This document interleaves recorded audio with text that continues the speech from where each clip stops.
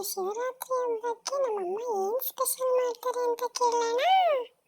ಅಮ್ಮ, ಏನು ಸ್ಪೆಷಲ್ ಮಾಡ್ತಿದ್ಯಾ? ಮಗು, ನಾವಿವತ್ತು ದೇವರಿಗೆ ಪ್ರಿಯವಾದ ಕಡಲೆ ಟಮಟ ಮಾಡೋಣ. ಮಾಡೋದು ಹೇಗೆ ಅಂತ ನೋಡೋಣ. ಫಸ್ಟು ನಾವು ಕೊಬ್ಬರಿನ ತುರ್ಕೋಬೇಕು. ನೆಕ್ಸ್ಟು ಒಲೆ ಕೊಚ್ಕೊಂಡು ಒಂದು ಬಾಣಲೆ ಇಟ್ಕೊಂಡು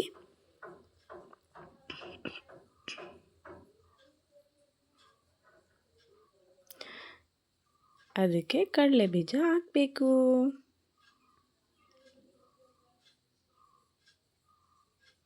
ಕಡಲೆ ಬೀಜನ ಚೆನ್ನಾಗಿ ರೋಸ್ಟ್ ಮಾಡ್ಕೋಬೇಕು. ಮಿನಿ, ನಾನು ರೋಸ್ಟ್ ಮಾಡೋ ಹೊತ್ತಿಗೆ ನೀನೊಂದು ಲೈನ್ ಹಾಡು ಹೇಳ್ತೀಯಾ? ಆಯ್ತು ಅಮ್ಮ. ನೀಡು ಶಿವ, ನೀಡದಿರು ಶಿವ, ಭಾಗವತ ಎನ್ನ ಕಾಯ. ನಾನೇಕೆ ಅಂಜಲಿ, ನೀ ನನ್ನಂಬಲಿ. ನೀಡು ಶಿವ, ನೀಡದಿರು ಶಿವ, ಭಾಗವತ ಎನ್ನ ಕಾಯ. Super mini. ಇವಾಗ ಕಡಲೆನ ರೋಸ್ಟ್ ಮಾಡ್ಕೊಳ್ಳೋಣ.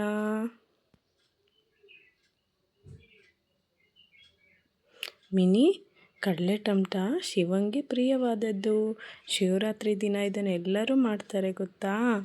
ತುಂಬ ಟೇಸ್ಟಿಯಾಗಿರುತ್ತೆ. ನೀನೊಂದು ಸಲ ಟ್ರೈ ಮಾಡಿ ನೋಡ್ತೀಯಾ? ಆಯ್ತು ಅಮ್ಮ, ನಾನು ಕಾಯ್ತಾ ಇದ್ದೀನಿ, ಬೇಗ ಮಾಡಿ.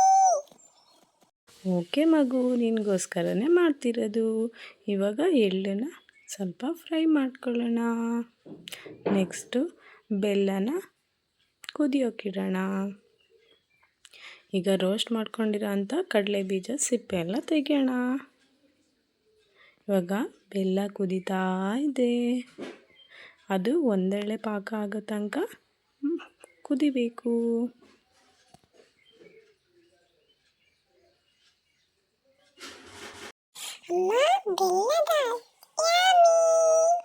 ಹೌದು ಮಗು, ಬೆಲ್ಲ ನಮ್ಮ ರಕ್ತನ ಶುದ್ಧಿ ಮಾಡುತ್ತೆ. ಅದಕ್ಕೆ ನಾವು ಬೆಲ್ಲನ ಯೂಸ್ ಮಾಡಬೇಕು. ನೋಡು ಹೇಗೆ ಕುದೀತಾ ಇದೆ.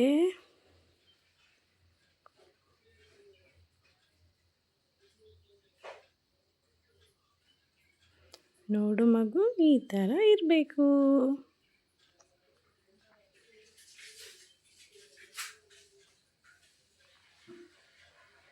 ಅದಾದಮೇಲೆ ಕಡಲೆ ಬೀಜನ ನಾವು ಮಿಕ್ಸಿ ಮಾಡ್ಕೋಬೇಕು.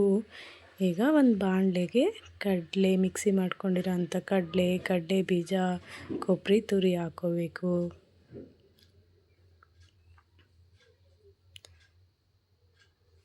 ಅದಕ್ಕೆ ಸ್ವಲ್ಪ ಬೆಲ್ಲ ಹಾಕ್ಕೋಬೇಕು.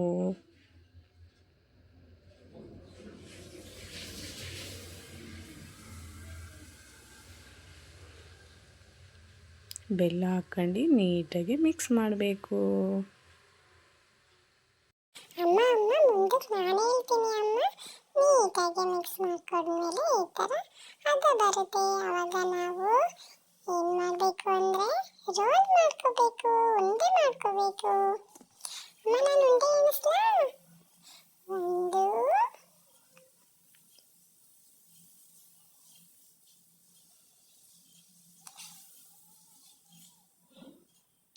3, 4.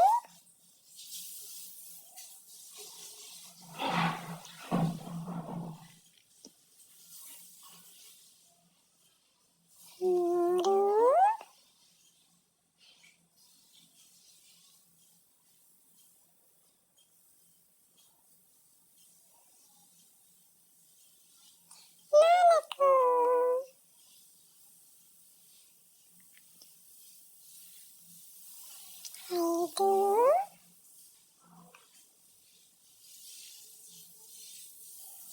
6. ಅಮ್ಮ ರೆಡಿ, ರುಚಿ ರುಚಿಯಾದ ಕಡಲೆ ಟಮಟ ರೆಡಿ. ನಿಮ್ಮೆಲ್ಲರಿಗೂ ನಾವು ಮಾಡಿರೋ ಅಂಥ ಕಡಲೆ ಟಮಟ ಇಷ್ಟ ಆಯ್ತಲ್ವಾ? ನಮ್ಮ ಚಾನಲ್ನ ಸಬ್ಸ್ಕ್ರೈಬ್ ಮಾಡಿ, ಶೇರ್ ಮಾಡಿ, ಕಮೆಂಟ್ ಮಾಡಿ ಹೇಗಿತ್ತು ಅಂತ. ಅಮ್ಮ, ರುಚಿ ರುಚಿಯಾದ ಕಡಲೆ ಟಮಟ. Thank you.